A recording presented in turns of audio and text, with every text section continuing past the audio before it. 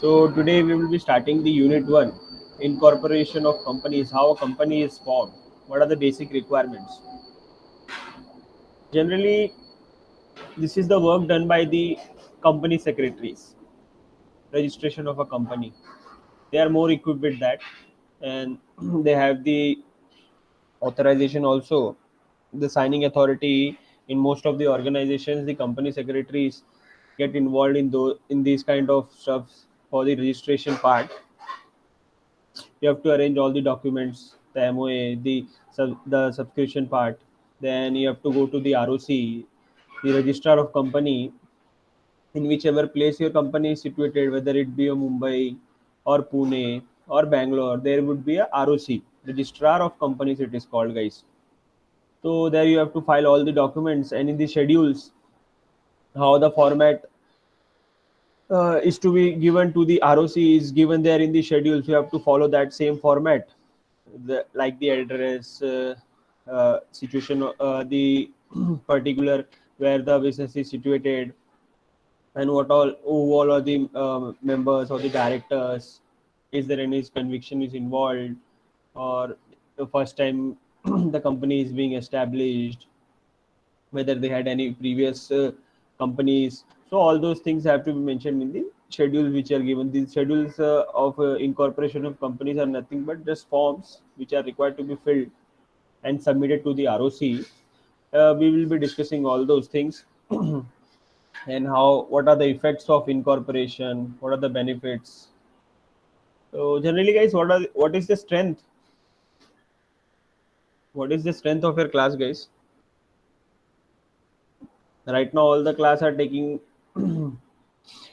are combined, right? They're all in one lecture. They're all coming in one lecture, right, guys? So, what is the strength, guys? Yeah. So for BLLV it is 21. There are 21 students. And for BCom, I have no idea. Okay, man. Okay. So Okay. in BCom there are 13 students or 14. Yesterday, I took a lecture of TOTS. There were around, the strength was good, around 35 students were there. But in your class, it is around 7, 10. So, you don't have marks for attendance, guys? Good morning, Disha. So the thing is that a lot of people from our batch from third year are working as well. Yes, yes, okay. So Yeah, that's the problem. there are marks for internships, right? Yeah, One month not just internship. internships, but they have businesses as well. Oh, great. Yeah. But those who want to start their practice or work in a firm in the future, they have to do internships or work under an advocate, so they can practice independently in the coming times. Because if you don't have internships behind your back or working under an advocate, so it will be difficult to start after completing your LLB. So then you will lose again 2 years of doing your internship and everything, guys. So just be prepared, and the real practice is basically working under an advocate and learning the basics nuances of the codes and everything.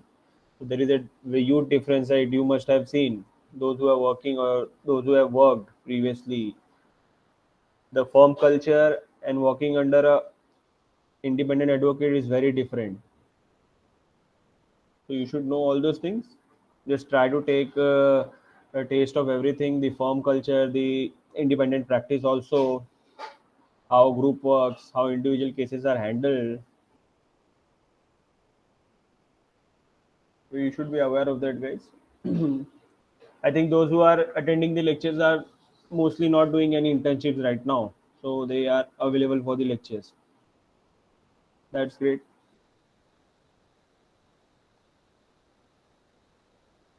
As told, as it was communicated to me by Ashish sir, I think he was telling that he has completed the module one, but still we will be starting with module one, and the whole portion will be covered uh, October, I think in the last week, we will be trying to finish in the last week of October or November first week.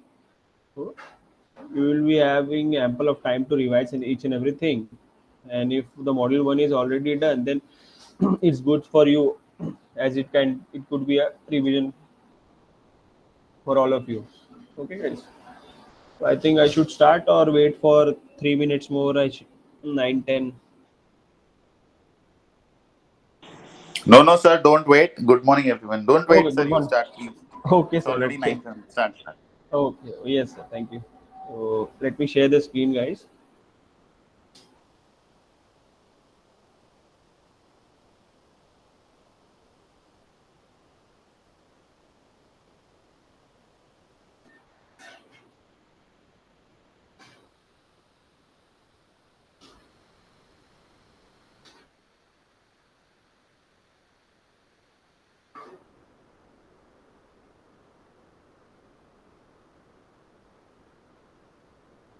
Yeah. Formation, registration, and incorporation of company. Section 3, Section 7, and some of the definitions. This is the basic crux of formation and registration of a company, and the section 9 overall. I've covered the important aspects of that, and the barrack part. If you read, the same will be there in the barrack. I have sorted out the important points and what are how they are relevant. Section 3, Section 7, and Section 9. See, we will be dealing how the companies are established, what are their effects, what are the basic requirements, the documents which are submitted to the ROC, Registrar of Companies. This is the first step taken by the promoters who come together and form the company. So these are there are various advantages to that also. You can hold property, you can sue, and you can be sued also. So, and I've taken a case law of the transferability of share. Previously, it was not there. We will discuss that also, guys. Then the definitions, then process of incorporation. This will be the flow. Then issuing the certificate of incorporation. Then SIN, corporate identity number, and this is how after registration you will get the certificate of incorporation. There will be SIN number. I will discuss that. Then the ROC who has given that, and place of where the office is situated of the ROC, mailing address as per record in the ROC company office. Then these are the things mentioned and in which name the company is registered, and the effect of registration of a company. It is a simple process. Moreover, we can say that it is a process of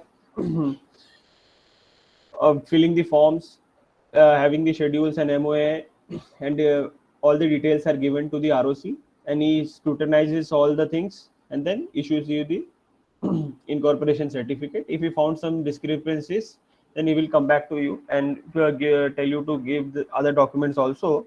So this is the process. So we will be looking into that. See, incorporation is the first part, we can say that, for building a company. Incorporation of a company is a process by which a company becomes a legal entity. It can be compared to the birth of a company, right? It is a legal process and is governed by the Companies Act 2013. So there are various types of companies, but the major ones are namely private limited and public limited. The company limited by guarantees, company limited by shares, we will be doing in the next lecture, guys. The various types of companies. The 2000 statute also gave rise to, as we have seen, the concept of one-person company came into the Act of 2013, which was previously missing in the 1956 Act. See, to form a new company, namely one-person company, there also exists holding and subsidiary companies, government companies, and foreign companies. An advantage of having a company as a business entity is the fact that it is a separate legal entity, unlike sole proprietorship and partnership firms. So there is a difference, guys. Yes. In Solomon versus Solomon case, we will be discussing that in the coming lectures, but we will just finish today the formation, how it is done. You will get a brief idea of that, how it is done, guys. So in Solomon versus Solomon, the company has a separate legal existence as compared to its shareholders or directors. Company is different and the members in it are different. So we will discussing that Solomon versus Solomon case. It is a very famous case in relation to separate legal existence of a company. So it is the birth given to the company, the first process. There are various types of companies which can be.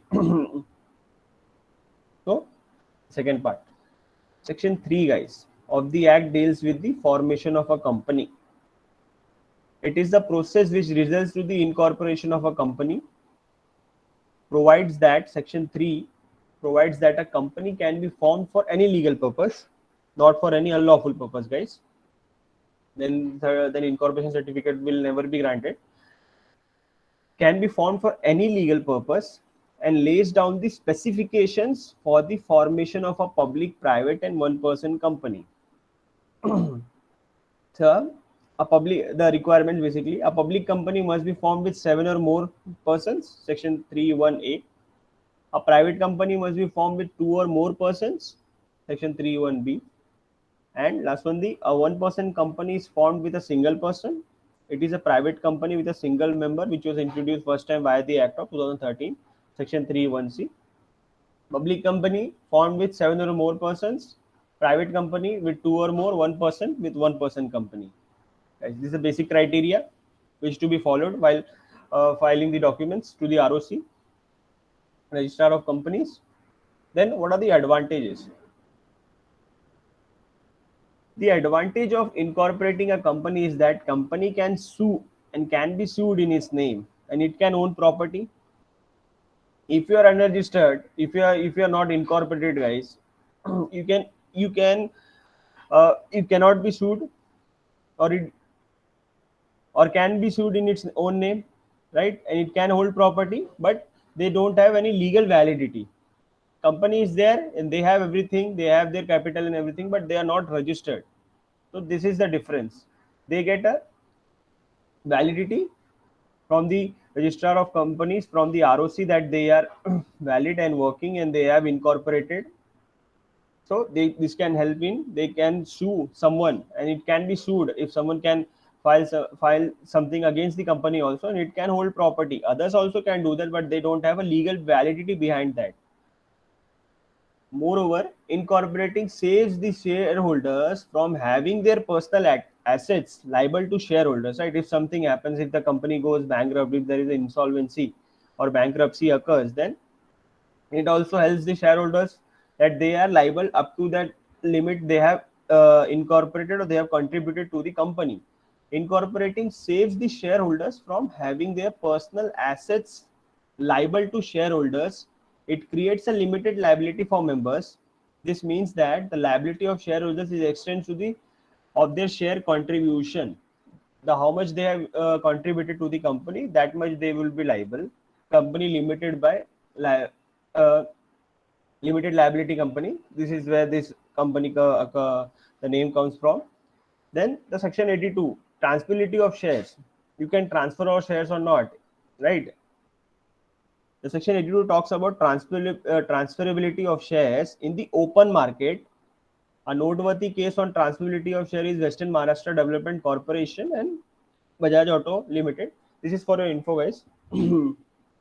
Previously, you cannot transfer your shares when if you are being a member of the company. So this was turned in this Western Maharashtra Development Corporation versus Bajaj Auto case. It was said that, see, has upheld the validity of preemption clause. See, for info, for for information, I have put a bracket about the preemption clause. What is there? That it cannot be transferred, or how it is transferred on a fair price. That is a preemption clause. Where the bracket finishes, the preemption clause finishes. The clause provides that no shares are to be transferred to any person who is not a member of a company, right?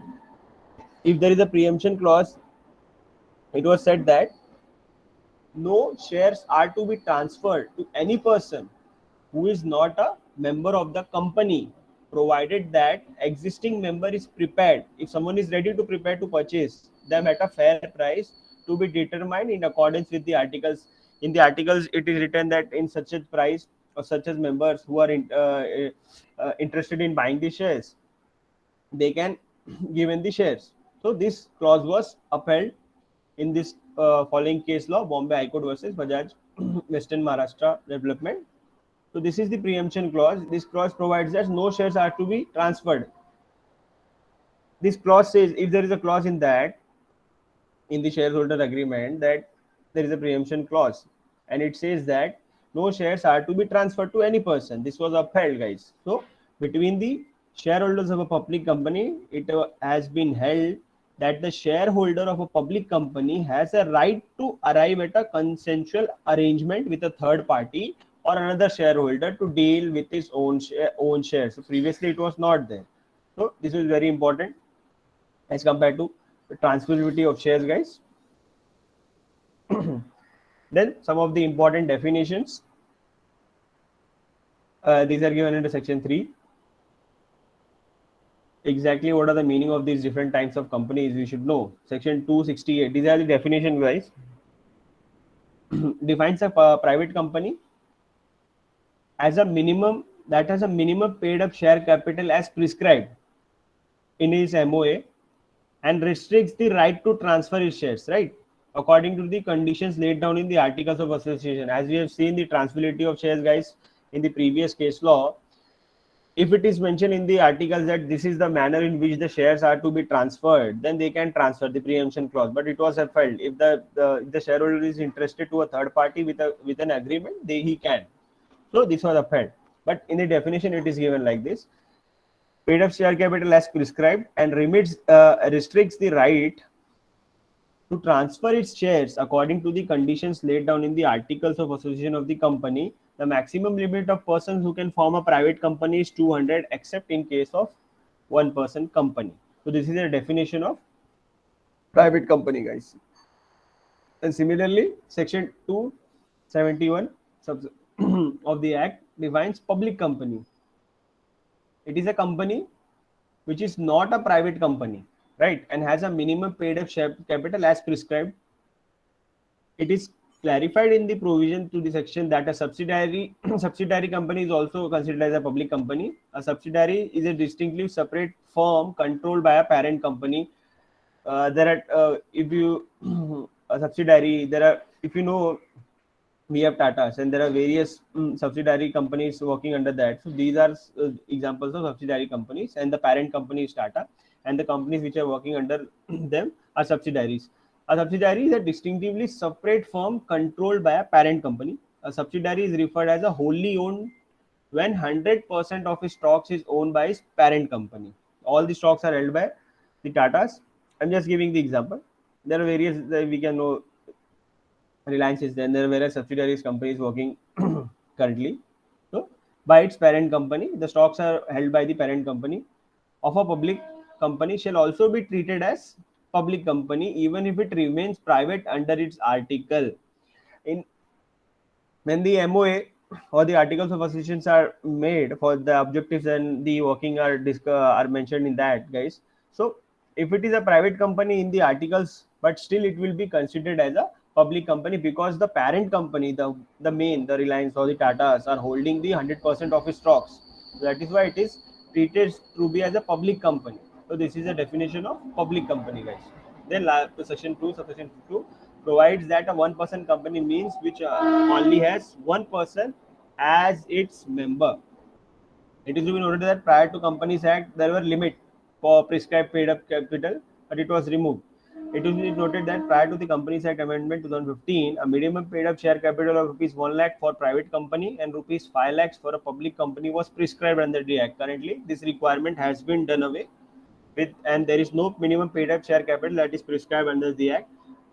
But while forming the company, a minimum paid up share capital is is mentioned in the articles of the MOA. What will be the minimum paid up capital share capital? 50,000, 1 lakh, 10 lakh, as it depends on the company and the structure. how many employees are there. So these are some of the important definitions: private company, public company, and one person company. Then the important part, the process. Who all are doing CS, guys? Anyone doing CS? So they might be aware of. Anyone? CS LLB, guys?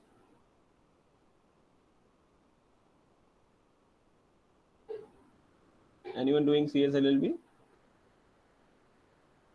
CS LLB helps, guys. You should try CS also. See, process of incorporation.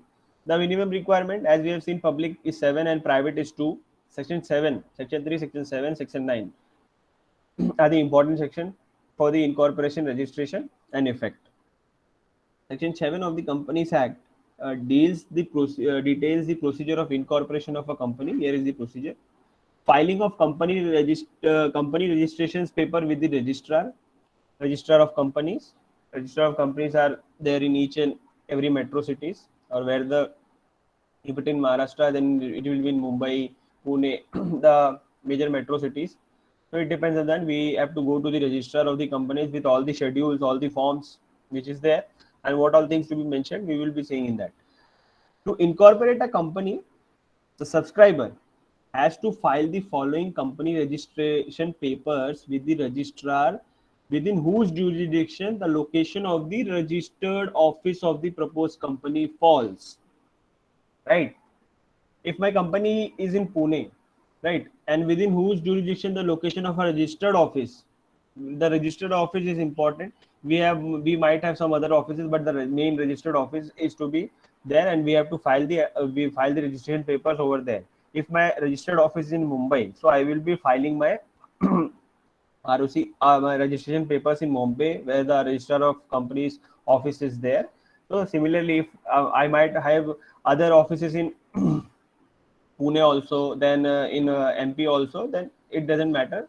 But my registered office, main office is in Mumbai, so I have to file the for in Mumbai the registration papers. The memorandum of articles of the company. All subscribers, we should know the subscriber, the person who subscribes the MOA at the very first instance. See, subscriber means any person who subscribes the share of a company when the company is incorporated. जब company नई नई बनती है, then the person who subscribes the share, they are called the subscribers. Subscriber means of any person who subscribes the share of the company when the company is incorporated. They are the first shareholders of the company. The details of the subscribers are mentioned in the memorandum of association and article of association of the company. Memorandum of association is the heart of the company, guys. It is the whole it gives the whole picture of the company, the objectives, the purpose, why the company is being formed, what is the paid up share capital, where is the register clause of his, right? It mentions everything in that. So in that we have to mention the subscribers. Thus they are also known as the subscriber to memorandum of association, have to sign on the memorandum. They have to sign on the memorandum. A memorandum will be prepared. The format is given in the schedules. So this is how it has to be filled, and the subscribers to that have to sign on that. Yes, the person who is engaged in the formation of the company has to give a declaration regarding compliance of all the requirements and rules of the act, that he has followed the section 3, section 7, and other part. A person named in the articles also has to sign on the declaration. Affidavits are given, and they have to sign on that. Similarly, each subscriber of the memorandum and individuals named as first directors in the article should submit an affidavit with the following details. Each subscriber to the memorandum and individuals which names are there in the articles as first directors should submit an affidavit with the following details. Basically, they should provide that there is not any conviction, they are not found guilty any breach of duty, are complete and true. This is the affidavit which is given. Declaration regarding non-conviction of any offense with respect to the formation, promotion, or management of the company. Similarly, he has not been found guilty of fraud or any breach of duty to any company in the last 5 years. If is there something, he have to furnish that. The documents filed with the registrar are complete and true to best of his knowledge, as we have seen in forms if we fill while getting admissions or some other thing. We in the end we see that the documents filed given by me are complete and true. So this is the common procedure. Address for correspondence until the registered office is set up. If the subscriber to the memorandum is an individual, only one person, then he needs to provide his full name, residential address, nationality, along with a proof of identity. If the subscriber is a body corporate, then the prescribed documents need to be provided. So these are all the basic formalities to be adhered. And yes, individuals, it is basically same as given in the barrage, guys. Just the wordings are different, so that you can understand easily. Individuals mentioned as subscribers to the memorandum in the articles need to provide the details specified in the point above, along with the director identification number, the DIN. The individuals mentioned as first directors in the MOA the articles must provide particulars of interest in other firms. Are they working in other firms? They have some interest, they have some investments in that, or bodies corporate, along with their consent to act as director of the company as per the prescribed form and manner. So they should have also have their consent. If the person is director in another company and his name is given in the current company as director, so he should give the details of all that the companies in which he is director, he or she is the director, and their consent is also required. So he should file the consent form also. So after filing all of these documents, the issuing the certificate of incorporation.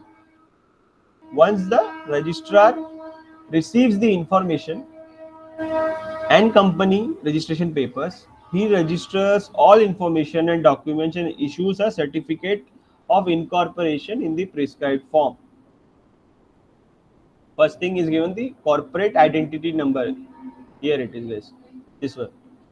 U72200DL. This is the corporate identity number which is given. After scrutinizing all the documents, the affidavits, the memorandums, the schedules, the basic forms which are given by the company secretary to the register of company.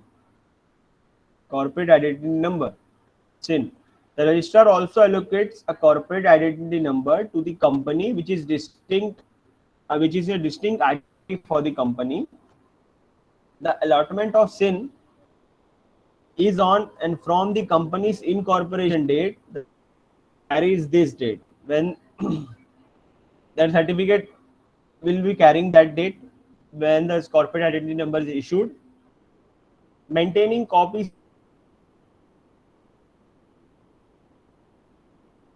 maintain copies of all information and documents until dissolution. This is the duty of the company. Furnishing false information at the time of incorporation.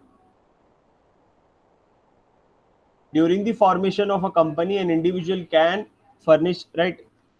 While formation of a company, one can furnish incorrect or false information, or hide something which is not there, suppress any material information in the documents provided to the registrar for the incorporation on purpose. In such cases, the individual is liable for action for fraud and fraud under section 447. So he will be held liable, and the incorporation won't be provided, and it will be dissolved. Yeah. So this is the the certificate of incorporation which is provided by the registrar of companies. We can see here the corporate identity number, the year. I hereby certified that this is the name of the company, RMA Technologies Private Limited. You must have seen in various shops or places. This is over the wall over there. This day incorporated in the Companies Act 1956. It is an old one, right? Presently it will be 2013, and that the company is a private limited. And if it is a public limited, and it will be written there as public limited. If it is a one-person company, OPC will be written. Given under my hand at Delhi, this 31st day of December 2010. Then Anita Claire is the Assistant Registrar of Companies, National Capital of Territory. And the mailing address, as per record available in Register of Companies, RMA Technologies registered office address is given here. So this is the basic format of the incorporation certificate of incorporation. After filing all the documents, AOA, MOA, the subscribers signatures, the affidavits, all things are given, then the ROC is satisfied with that and he gives you the certificate of incorporation. And the last one, effect of registration of a company.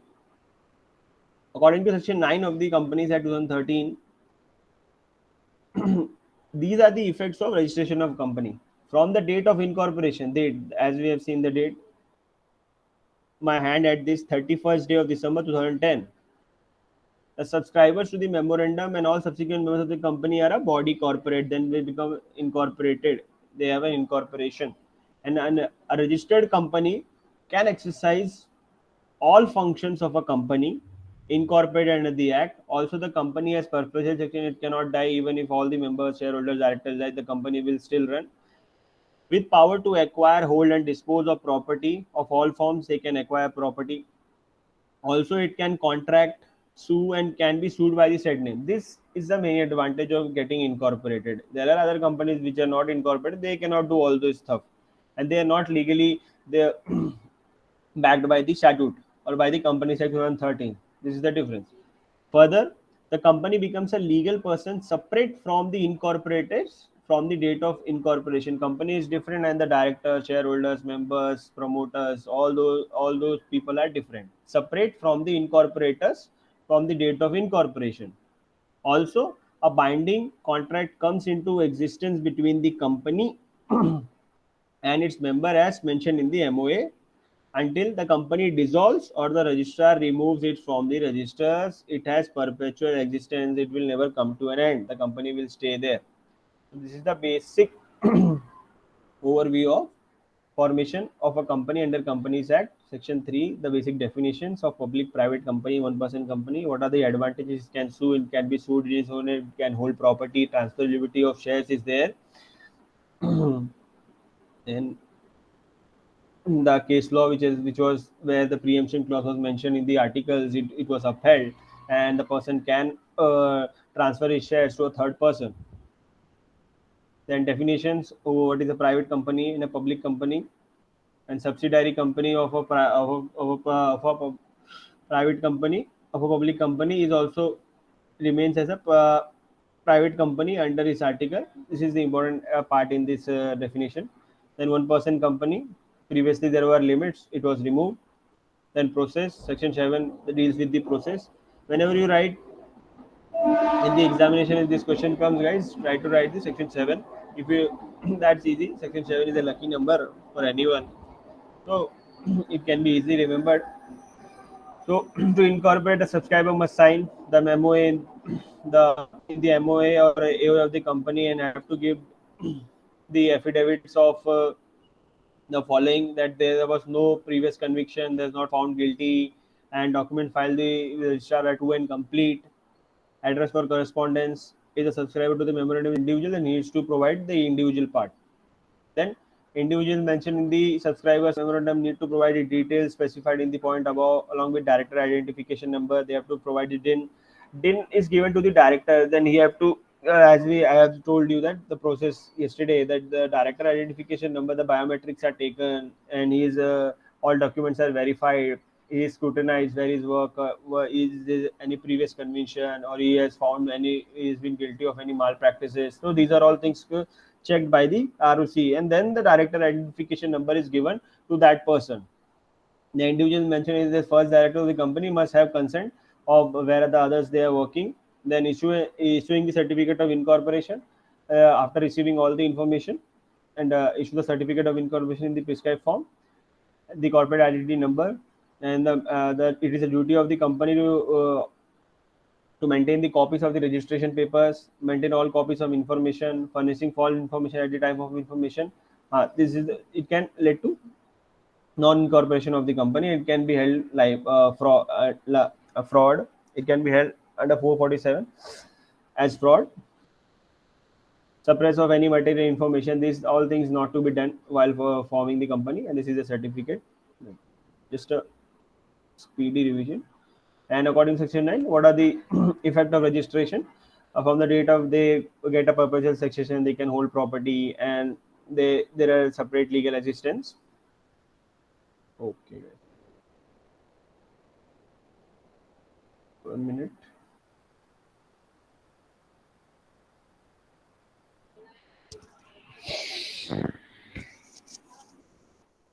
Yeah, the strength is 10 only. Oh, sorry, 924.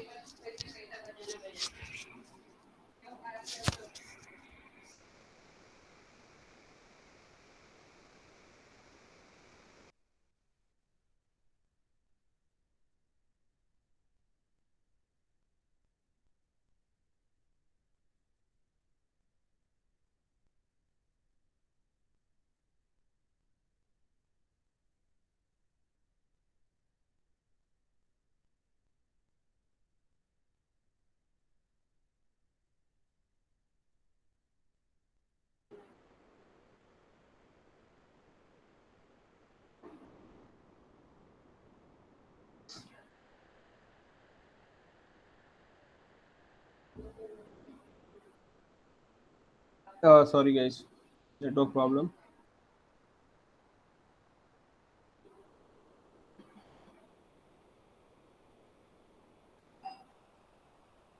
Guys, can you all write your name in the chat box for the attendance?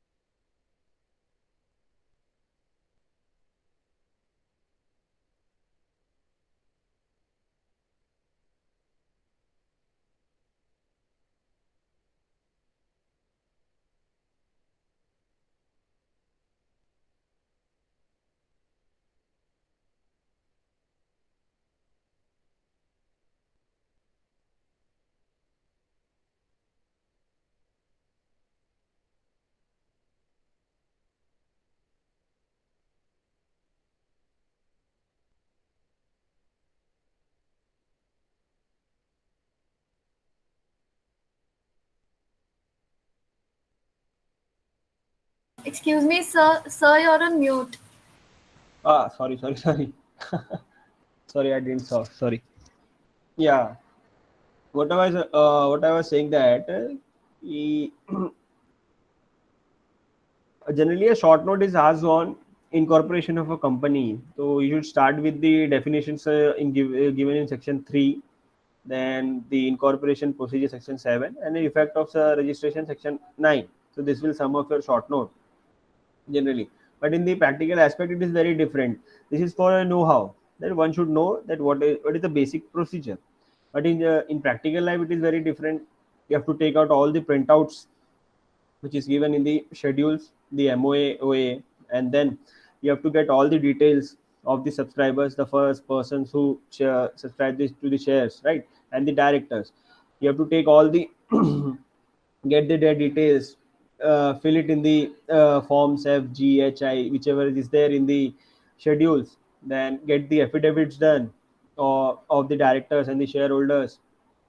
And then there will be a bunch of all the documents, and then you have to go to the ROC and submit it to that, and he will scrutinize all the documents, and he will he will provide for that these are the some of the objections raised by the ROC. So you should uh, take out the objections which were raised by the ROCE, then again submit it. Then after scrutinizing all the documents, then he will issue the uh, certificate of incorporation. Generally, it is done by company secretaries. 1 minute, guys.